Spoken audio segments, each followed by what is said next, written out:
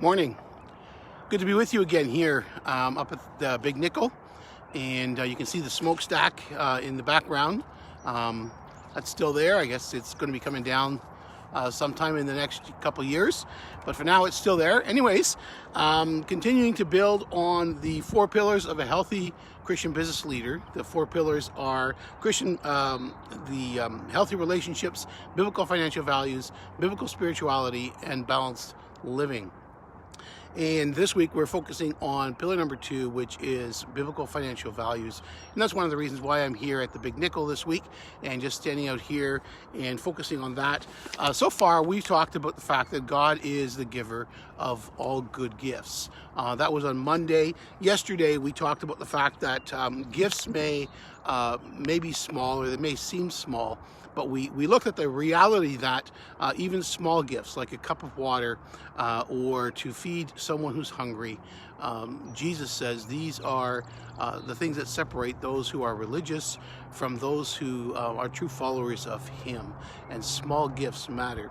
Today, I want to talk about a gift given is a gift given. Have you ever had someone give you a gift only to find out that there's all kinds of strings attached? You know, they have all kinds of stipulations, expectations when they've given you the gift. You didn't know that at first when you first received the gift, but then it comes out later on. Well, have you ever given a gift only to find out that in the end, after you gave someone the gift, they either returned it to the store for money, they sold it, they re-gifted it, or they took it back to the store just to get it exchanged because maybe they didn't like or appreciate what you had? Well, either of these two realities, of course, can be frustrating. Ezekiel chapter 46, verse 16 says, God gave the prince a good rule to follow. And here's the text that God gave. Thus says the Lord God, if the prince gives a gift out of his inheritance to any of his sons, it shall belong to his sons. It is their possession by inheritance. Now, that is a very significant statement. So what he is saying to the prince, and this would be for Israel's princes, he would say to them is, if you give your son a gift, then it is your son's possession.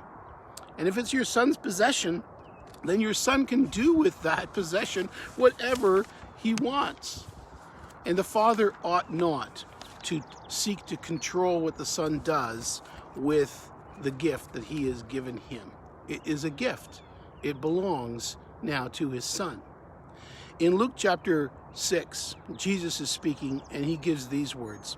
And if you lend money only to those who can repay you, why should you get credit? Even sinners will lend to other sinners for the full return. Love your enemies, do good to them, lend to them without expecting to be repaid. Then your reward from heaven will be great, and you will truly be acting as children of the Most High, for He is kind to those who are unthankful and wicked.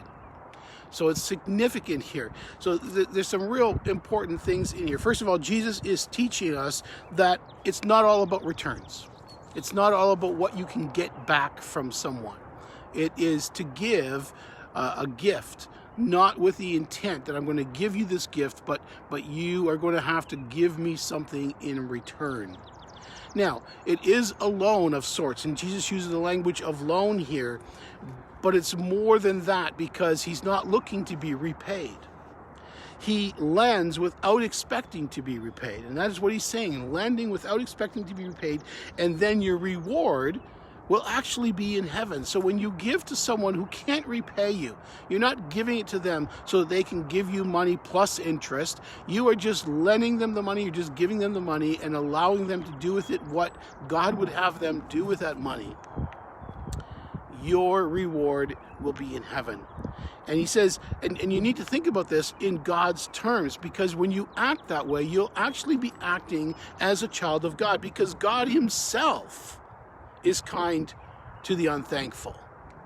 God himself is kind to the wicked. And when he talks about the wicked there, he's talking about you and talking about me. He's talking about those who were sinners, his enemies, and yet he in his great love showed love towards us while we were his enemies. He didn't wait until we became his friends to show us his love. He showed us his love while we were not his friends. So today, as you go about your day, consider giving without expecting anything in return. And may we give without strings attached. May the Lord bless you. Have a great day, and I'll see you again tomorrow.